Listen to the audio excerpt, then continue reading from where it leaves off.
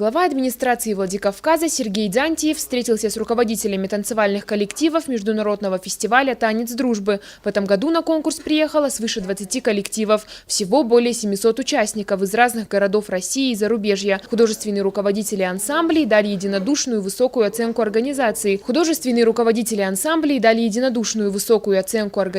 И подготовки мероприятия. На встрече, ставшей традиционной в рамках конкурса, гости поделились впечатлениями о юбилейном фестивале. Во Владикавказе очень нравится. У нас детки увидели первый раз в жизни горы, столько эмоций. Вот мы завтра должны поехать и увидеть уже поближе гостеприимство народа.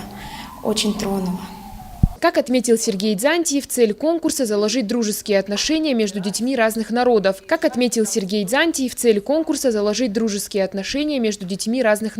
Географию фестиваля, по мнению градоначальника, надо расширять. Глава администрации также наградил руководителей коллективов благодарностями и памятными сувенирами. Ирина Дзабаева, Елена Гаглоева, Михаил Безуглов, Осетия ТВ.